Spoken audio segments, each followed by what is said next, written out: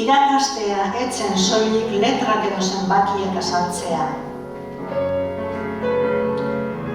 Isilean malkoak lehortzea izan zen. Beldurra izan aurretik antzematea. Norbaitengan sinestea.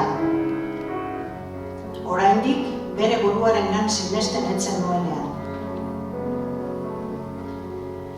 Andereño bakoitzak 100 istorio gorde zituen. Liburuetan agertu ez zirenak. Ahotsa altxatu zuen eskatsa. Irakurtzera osatu zen mutikoa.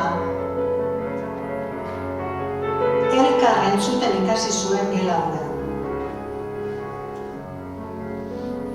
Estea zaintzea ere izan zen. Eta zaintzean askotan erresistentzia.